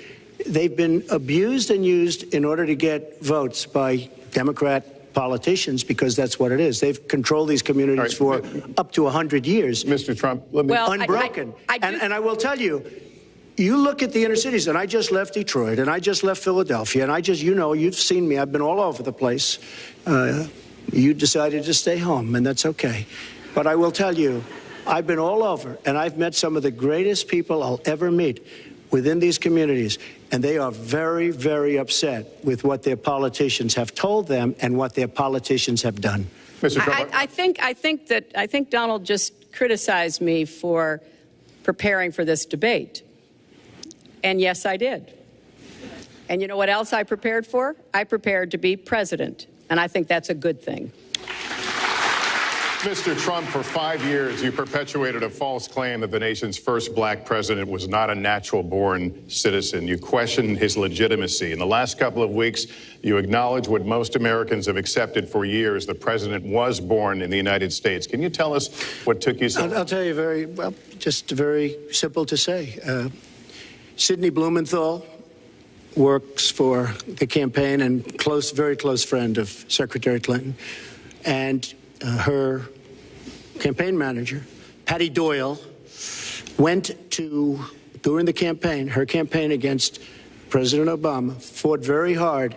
And you can go look it up and you can check it out. And if you look at CNN this past week, Patty Solis Doyle was on Wolf Blitzer saying that this happened. Blumenthal sent McClatchy, highly respected reporter at McClatchy, to Kenya to find out about it. They were pressing it very hard. She failed to get the birth certificate. When I got involved, I didn't fail. I got him to give the birth certificate. So I'm satisfied with it, and I'll tell you why I'm satisfied with it. That was because I want to get on to defeating ISIS, because I want to get on to creating jobs, because I want to get on to having a strong border, because I want to get on to things that are very important to me and that are very important to the country. I'll let you respond. That's important, but I just want to get the answer here. The birth certificate was produced in 2011. You continued to tell the story and question the president's legitimacy in 2012, 13, 14, 15, as recently as January. So the question is, what changed your mind? Well, nobody was pressing it. Nobody was caring much about it. I figured you'd ask the question tonight, of course, but nobody was caring much about it. But I was the one that got him to produce the birth certificate, and I think I did a good job. Secretary Clinton also fought it. I mean, you know, now everybody in mainstream is going to say, oh, that's not true. Look, it's true. Sidney Blumenthal sent a reporter. You just have to take a look at CNN last week, the interview with your former campaign manager, and she was involved. But just like she can't bring back jobs, she can't produce. I'm sorry, I'm just going to follow up, and I will let you respond to that because there's a lot there. But we're talking about racial healing in this segment.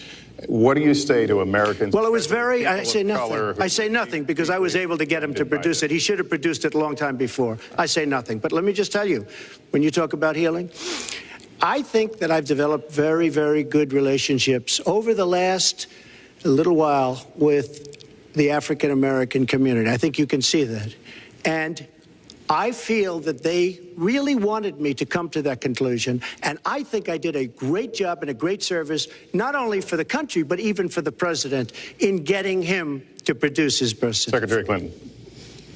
Well, just listen to what you heard. And clearly, as Donald just admitted, he knew he was going to stand on this debate stage, and Lester Holt was going to be asking us questions, so he tried to put the whole racist birther lie to bed. But it can't be dismissed that easily.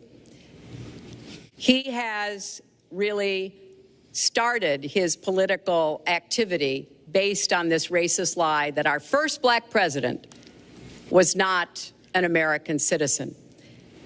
There was absolutely no evidence for it, but he persisted. He persisted year after year because some of his supporters, people that he was trying to bring into his fold, apparently believed it or wanted to believe it.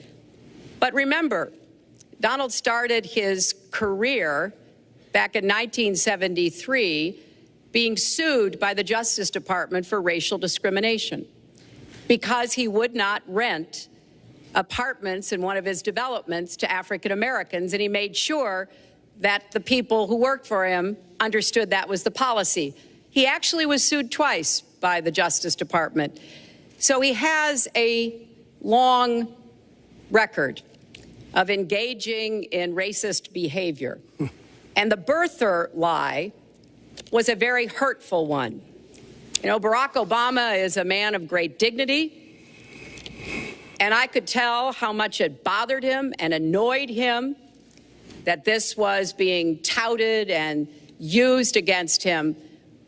But I like to remember what Michelle Obama said in her amazing speech at our Democratic National Convention. When they go low, we go high. And Barack Obama went high, despite Donald Trump's best efforts to bring him down. Mr. Trump, you can respond, then we're going to move on to the next segment. I would love to respond. First of all, I got to watch, in preparing for this, some of your debates against Barack Obama. You treated him with terrible disrespect. And I watched the way you talk now about how lovely everything is and how wonderful you are. It doesn't work that way. You were after him. You were trying to. You even sent out, or your campaign sent out, pictures of him in a certain garb, very famous pictures. I don't think you can deny that. But just last week, your campaign manager said it was true. So when you try to act holier than thou, it really doesn't work. It really doesn't. Now, as far as the lawsuit, yes, when I was very young, I went into my father's company, had a real estate company in Brooklyn and Queens, and we, along with many, many other companies throughout the country, it was a federal lawsuit, were sued. We settled the suit with no admission of guilt. It was very easy to do, but they sued many people. I notice you bring that up a lot, and I also noticed the very nasty commercials that you do on me in so many different ways, which I don't do on you. Maybe I'm trying to save the money, but frankly, I look at that and I say, isn't that amazing? Because I settled that lawsuit with no admission of guilt, but that was a lawsuit brought against many real estate firms, and it's just one of those things. I'll go on one step further. In Palm Beach, Florida, tough community, a brilliant community, a wealthy community, probably the wealthiest community there is in the world. I opened a club and really got great credit for it. No discrimination against African Americans, against Muslims, against anybody. And it's a tremendously successful club, and I'm so glad I did it. And I have been given great credit for what I did, and I'm very, very proud of it. And that's the way I feel. That is the true way I feel. Our next segment is called Securing America. We want to start with a 21st century war happening every day in this country. Our institutions are under cyber attack, and our secrets are being stolen. So my question is, who's behind it, and how do we fight it? Secretary Clinton, this answer goes to you. Well, I think cybersecurity, cyber warfare will be one of the biggest challenges facing the next president, because clearly we're facing at this point two different kinds of adversaries. There are the independent hacking groups that do it mostly for commercial reasons, to try to steal information that they then can use to make money. But increasingly, we are seeing cyber attacks coming from states, organs of states. The most recent and troubling of these has been Russia. There's no doubt now that Russia has used cyber attacks against all kinds of organizations in our country, and I am deeply concerned about this. I know Donald's very praiseworthy of Vladimir Putin, but Putin is playing a really tough, long game here. And one of the things he's done is to let loose cyber attackers to hack into government files, to hack into personal files, hack into the Democratic National Committee. And we recently have learned that, that this is one of their preferred methods of trying to wreak havoc and collect information. We need to make it very clear, whether it's Russia, China, Iran, or anybody else, the United States has much greater capacity. And we are not going to sit idly by and permit state actors to go after our information, our private sector information or our public sector information. And we're going to have to make it clear that we don't want to use the kinds of tools that we have. We don't want to engage in a different kind of warfare, but we will defend the citizens of this country. And the Russians need to understand that. I think they've been treating it as almost a probing. How far would we go? How much would we do? And that's why I was so shocked when Donald publicly invited Putin to hack into Americans. That is just unacceptable. It's one of the reasons why 50 national security officials who served in Republican administration have said that Donald is unfit to be the commander-in-chief. It's comments like that that really worry people who understand the threats that we face. Mr. Trump, you have 2 minutes on the same question. Who's behind it? And how do we find I do want to say that I was just endorsed, and more are coming next week. It'll be over 200 admirals, many of them are here, admirals and generals endorsed me to lead this country. That just happened, and many more are coming, and I'm very proud of it. In addition, I was just endorsed by ICE. They've never endorsed anybody before on immigration. I was just endorsed by ICE. I was just recently endorsed 16,500 Border Patrol agents. So when Secretary Clinton talks about this, I mean, I'll take the admirals and I'll take the generals any day over the political hacks that I see that have led our country so brilliantly over the last 10 years with their knowledge, okay? Because look at the mess that we're in. Look at the mess that we're in. As far as the cyber, I agree to parts of what Secretary Clinton said. We should be better than anybody else, and perhaps we're not. I don't think anybody knows it was Russia that broke into the DNC. She's saying Russia, Russia, Russia, but maybe it was. I mean, it could be Russia, but it could also be China. It could also be lots of other people. It also could be somebody sitting on their bed that weighs 400 pounds, okay? You don't know who broke in to DNC, but what did we learn with DNC? We learned that Bernie Sanders was taken advantage of by your people, by Debbie Wasserman Schultz. Look what happened to her. But Bernie Sanders was taken advantage of. That's what we learned. Now, whether that was Russia, whether that was China, whether it was another country, we don't know. Because the truth is, under President Obama, we've lost control of things that we used to have control over. We came in with the internet, we came up with the internet, and I think Secretary Clinton and myself would agree very much when you look at what ISIS is doing with the internet. They're beating us at our own game, ISIS. So we have to get very, very tough on cyber and cyber warfare. It is a huge problem. I have a son. He's 10 years old. He has computers. He is so good with these computers. It's unbelievable. The security aspect of cyber is very, very tough, and maybe it's hardly doable. But I will say we are not doing the job we should be doing. But that's true throughout our whole governmental society. We have so many things that we have to do better, Lester, and certainly cyber is one of them. Secretary Clinton? Well, I think there are a number of issues that we should be addressing.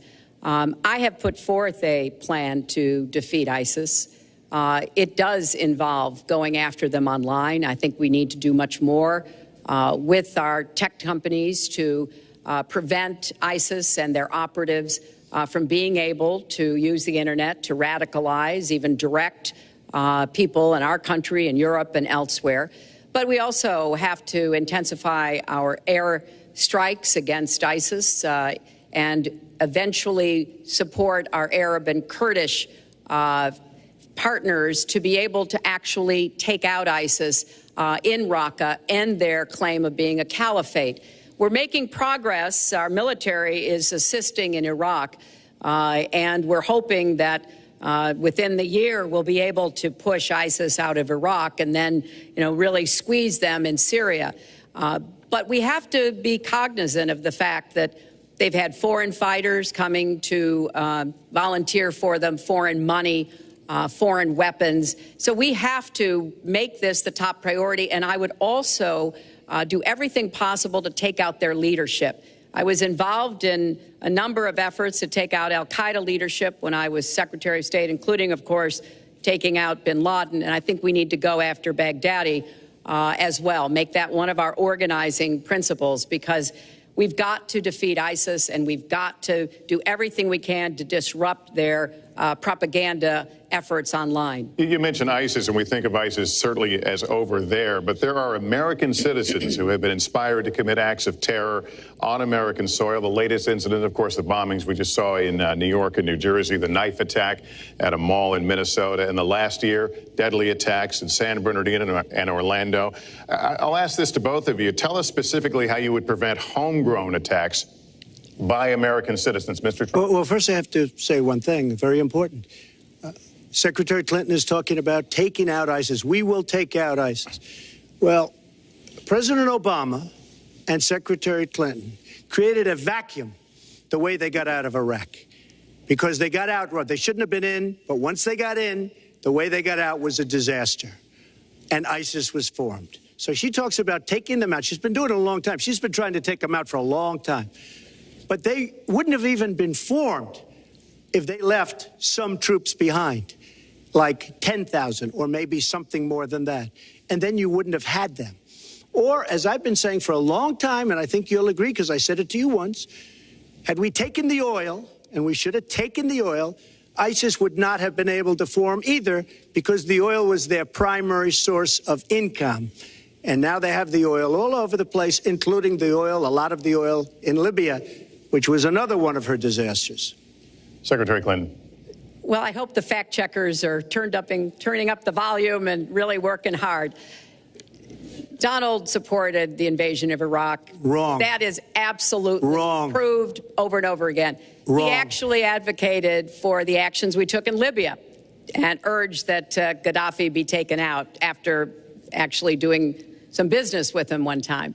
But the larger point, he says this constantly, is George W. Bush made the agreement about when American troops would leave Iraq, not Barack Obama.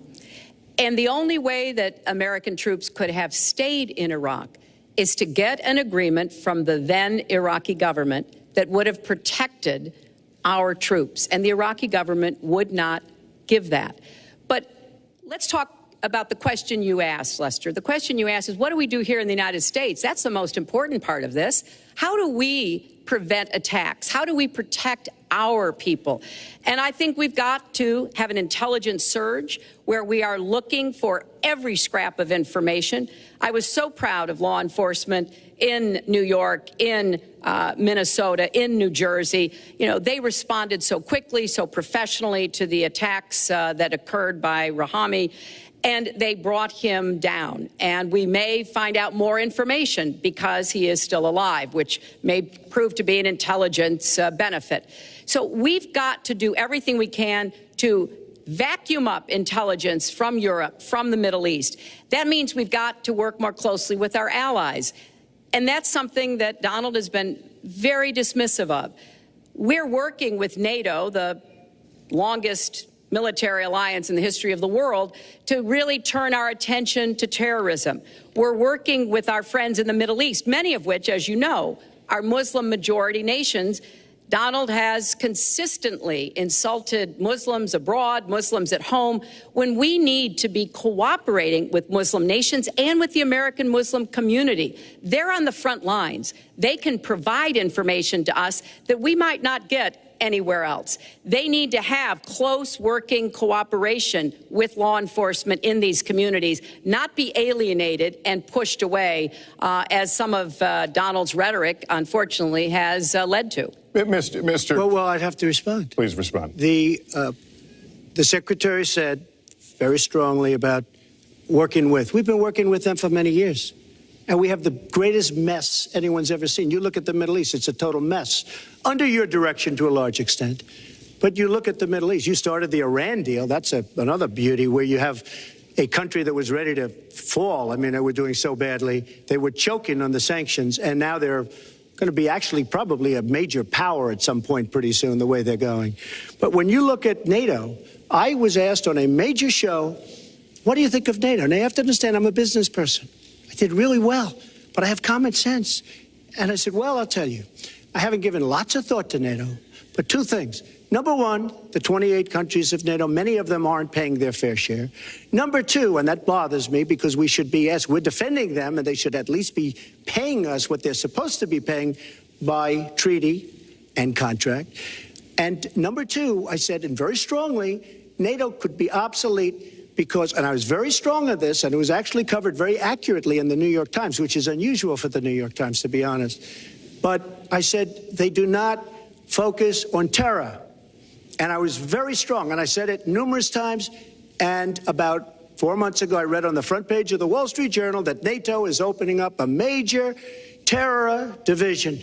And I think that's great. And I think we should get, because we pay approximately 73% of the cost of NATO. It's a lot of money to protect other people. But I'm all for NATO. But I said they have to focus on terror also. And they're going to do that. And that was, believe me, I'm sure I'm not going to get credit for it, but that was largely because of what I was saying and my criticism of NATO. I think we have to get NATO to go into the Middle East with us, in addition to surrounding nations, and we have to knock the hell out of ISIS, and we have to do it fast. When ISIS formed in this vacuum created by Barack Obama and Secretary Clinton, and believe me, you were the ones that took out the troops. Not only that, you named the day. They couldn't believe it. They sat back probably and said, I can't believe it. They said, no, wait a minute. We've covered when they formed, this is something that never should have happened. It should have never happened. Now, you're talking about taking out ISIS, but you were there and you were Secretary of State when it was a little infant. Now it's in over 30 countries. And you're going to stop them? I don't think so. Mr. Trump, a lot of these are judgment questions. You had supported the war in Iraq before the invasion. What makes your judgment? I did not support the war in Iraq. 2002. That is a mainstream media nonsense put out by her, because she, frankly, I think the best person in her campaign is mainstream media. My question is, since you would you like to hear? Why is your the war. Wait a minute. I was against the war in Iraq, just so you put it out. The record shows otherwise. The record does not show that. Why is your judgment? The record shows that I'm right. When I did an interview with Howard Stern, very lightly, first time anyone's asked me that, I said, very lightly, I don't know, maybe, who knows, essentially. I then did an interview with Neil Cavuto. We talked about the economy is more important. I then spoke to Sean Hannity, which everybody refuses to call Sean Hannity. I had numerous conversations with Sean Hannity at Fox, and Sean Hannity said, and he called me the other day, and I spoke to him about it. He said, you were totally against the war, because he was for the war. Why is your judgment better than... And that was before the war started. Sean Hannity said very strongly to me and other people, he's willing to say, but nobody wants to call him, I was against the war. He said, you used to have fights with me because Sean was in favor of the war. And I understand that side also, not very much, because we should have never been there. But nobody called Sean Hannity. And then they did an article in a major magazine shortly after the war started, I think in 2004, but they did an article which had me totally against the war in Iraq. And one of your compatriots said, you know, whether it was before or right after, Trump was definitely, because if you read this article, there's no doubt.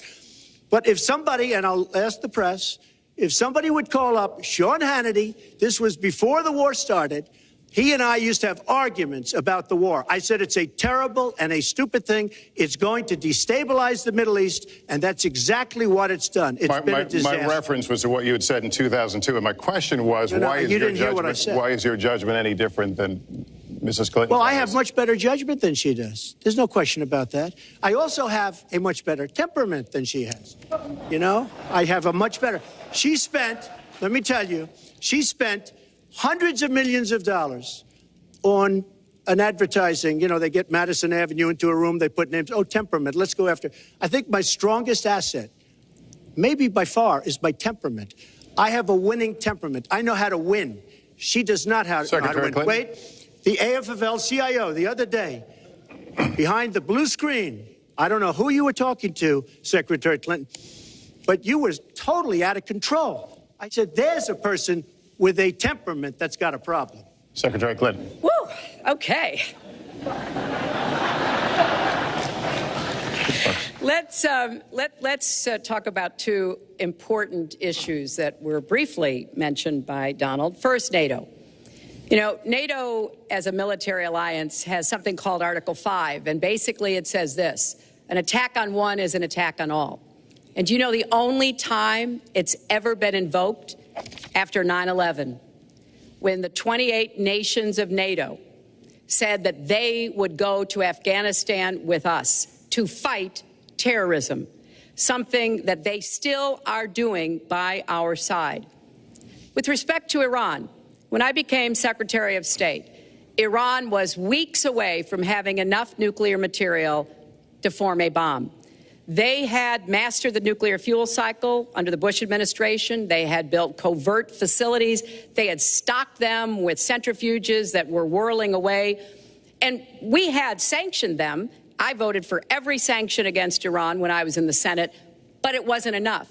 So I spent a year and a half putting together a coalition that included Russia and China to impose the toughest sanctions on Iran. And we did drive them to the negotiating table. And my successor, John Kerry, and President Obama got a deal that put a lid on Iran's nuclear program without firing a single shot. That's diplomacy. That's coalition building. That's working with other nations. The other day, I saw Donald saying that there were some Iranian sailors on a ship in the waters off of Iran, and they were taunting American sailors who were on a nearby ship. He said, you know, if they taunted our sailors, I'd blow them out of the water and start another war. That would not good judgment. That is not the right temperament to be commander-in-chief, to be taunted. And the worst part of what we've heard Donald say has been about nuclear weapons. He has said repeatedly that he didn't care if other nations got nuclear weapons, Japan, South Korea, even Saudi Arabia. It has been the policy of the United States, Democrats and Republicans, to do everything we could to reduce the proliferation of nuclear weapons. He even said, well, you know, if there were a nuclear war in East Asia, well, you know, that's fine. You know, have a good time, folks. And in fact, his cavalier attitude about nuclear weapons is so deeply troubling. That is the #1 threat we face in the world, and it becomes particularly threatening if terrorists ever get their hands on any nuclear material. So a man who can be provoked by a tweet should not have his fingers anywhere near the nuclear codes, as far as I think anyone with any sense about this should be concerned. That line's getting a little bit old, I must say. Listen, it's a good one, though. I would like to, well describes the problem. It's not an accurate one at all. It's not an accurate one. So I just want to give a lot of things and just to respond. I agree with her on one thing. The single greatest problem the world has is nuclear armament, nuclear weapons. Not global warming like you think and your president thinks. Nuclear is the single greatest threat. Just to go down the list, we defend Japan, we defend Germany, we defend South Korea, we defend Saudi Arabia, we defend countries. They do not pay us what they should be paying us because we are providing tremendous service and we're losing a fortune. That's why we're losing. We lose on everything. I say, who makes these? We lose on everything. Well, I said that it's very possible that if they don't pay a fair share, because this isn't 40 years ago where we could do what we're doing. We can't defend Japan, a behemoth selling us cars by the million. We need to move on. Wait, but it's very important. All I said was they may have to defend themselves or they have to help us out. We're a country that owes $20 trillion.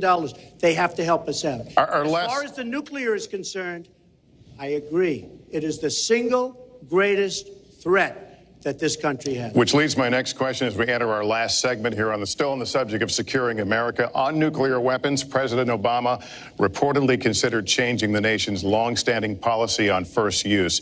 Do you support the current policy? Mr. Trump, you have 2 minutes on that. Well, I have to say that, for what Secretary Clinton was saying about nuclear with Russia, she's very cavalier in the way she talks about various countries. But Russia's been expanding. They have a much newer capability than we do. We have not been updating from the new standpoint. I looked the other night, I was seeing B-52s. They're old enough that your father, your grandfather could be flying them. We are not keeping up with other countries. I would like everybody to end it, just get rid of it.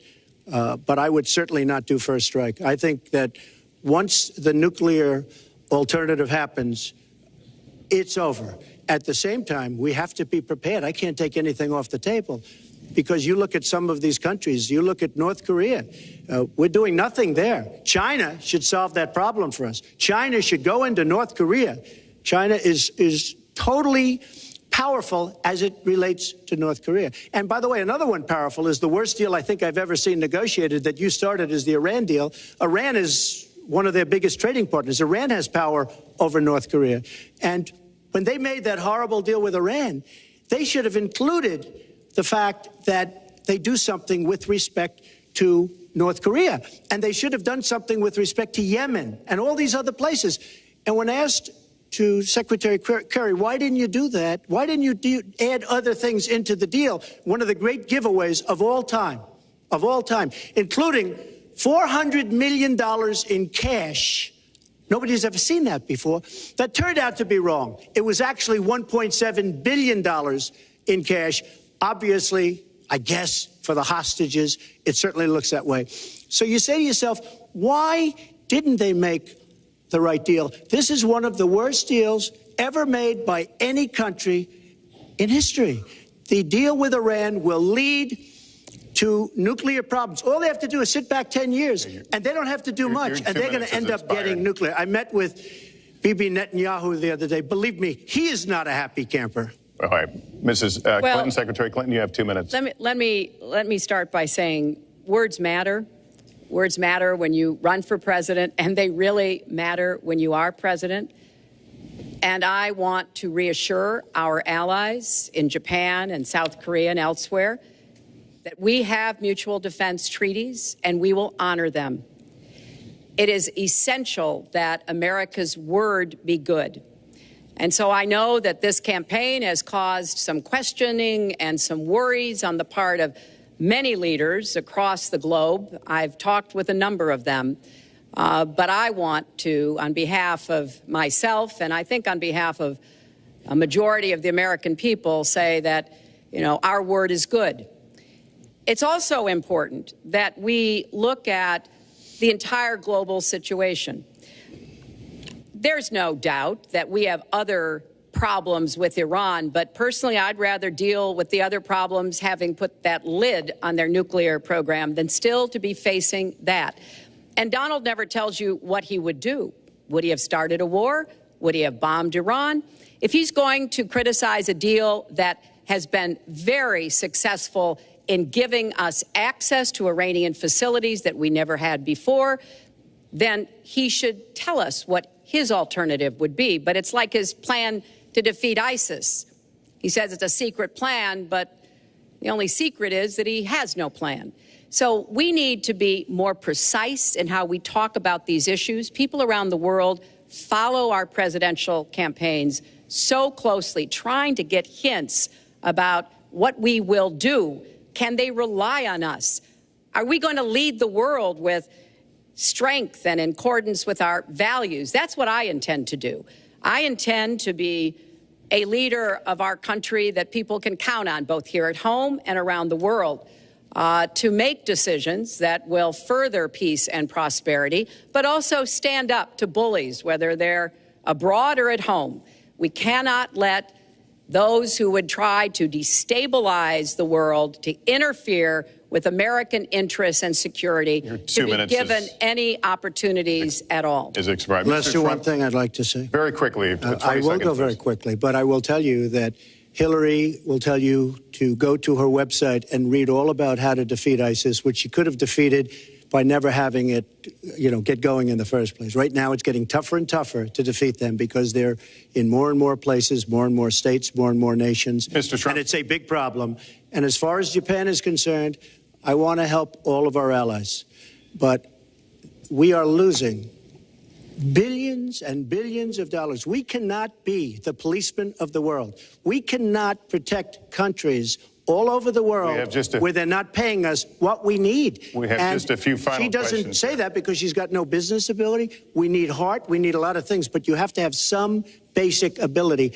And sadly, she doesn't have that. All of the things that she's talking about could have been taken care of during the last 10 years, let's say, while she had great power, but they weren't taken care of. And if she ever wins this race, they won't be taken care of. Mr. Trump, this year, Secretary Clinton became the first woman nominated for president by a major party. Earlier this month, you said she doesn't have, quote, a presidential look. She's standing here right now. What did you mean by that?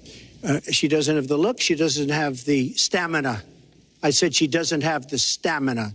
And I don't believe she does have the stamina. To be president of this country, you need tremendous stamina. The quote was, I just don't think she has a presidential look. Wait a minute, Leslie, you asked me a question. Did you ask me a question? You have to be able to negotiate our trade deals. You have to be able to negotiate, that's right, with Japan, with Saudi Arabia. I mean, can you imagine we're defending Saudi Arabia, and with all of the money they have, we're defending them and they're not paying? All you have to do is speak to them. Wait, you have so many different things you have to be able to do, and I don't believe that Hillary has the stamina. Let's let her respond. Well, as soon as he travels to 112 countries and negotiates a peace deal, a ceasefire, a release of dissidents, an opening of new opportunities in nations around the world, or even spends 11 hours testifying in front of a congressional committee, he can talk to me about stamina. The world, let me tell you, Hillary has experience, but it's bad experience. We have made so many bad deals during the last... So she's got experience, that I agree, but it's bad experience. Whether it's the Iran deal that you're so in love with, where we gave them $150 billion back, whether it's the Iran deal, whether it's anything you can name, you almost can't name a good deal. I agree. She's got experience, but it's bad experience. And this country can't afford to have another 4 years of that kind of experience. We are at the... We're at the final question. One thing, Lester, is, you know, he tried to switch from looks to stamina. But this is a man who has called women pigs, slobs, and dogs. And someone who has said pregnancy is an inconvenience to employers, who has said women don't deserve equal pay unless they do as good a job as men. And one of the worst things he said was about a woman in a beauty contest. He loves beauty contests, supporting them and hanging around them. And he called this woman Miss Piggy. Then he called her Miss Housekeeping because she was Latina. Donald, she has a name. Where did you find her this? name Where is did you find Alicia this? Machado. Where did you find and it? she has become a U.S. citizen, and you can bet she's going to vote this November. Okay, good. Let me just tell you. Mr. Trump, we'll just take 10 seconds, and then we're going to have the final question. Hillary is hitting me with tremendous commercials.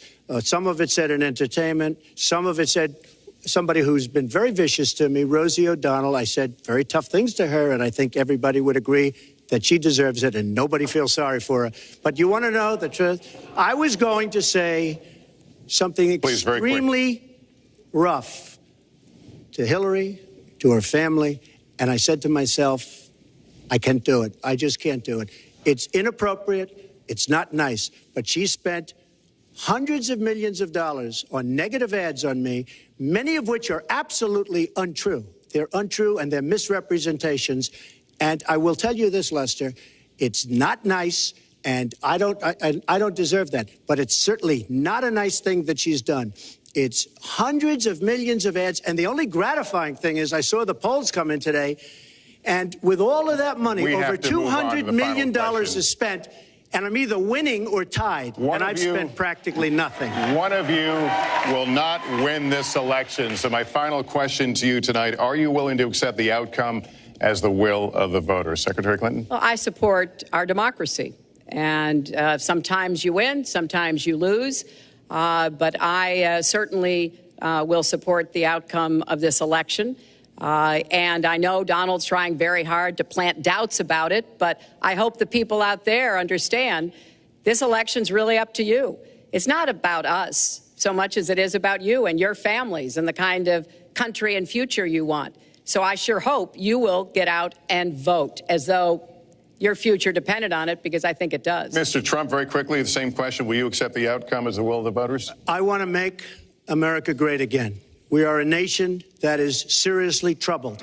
We're losing our jobs. People are pouring into our country. The other day, we were deporting 800 people, and perhaps they passed the wrong button, they pressed the wrong button, or perhaps, worse than that, it was corruption. We were, for good reason, ended up becoming citizens. Ended up becoming 800, and now it turned. I want to make America great again. I'm going to be able to do it. I don't believe Hillary will. The answer is, if she wins, I will absolutely support her. All right. Well, that is going to do it for us. That concludes our debate for this evening. A spirited one. We covered a lot of ground. Not everything, as I suspected we would. The next presidential debates are scheduled for October 9th at Washington University in St. Louis and October 19th at the University of Nevada, Las Vegas. The conversation will continue. A reminder, the vice presidential debate is scheduled for October 4th at Longwood University in Farmville, Virginia. My thanks to Hillary Clinton and to Donald Trump and to Hofstra University for hosting us tonight. Good night, everyone.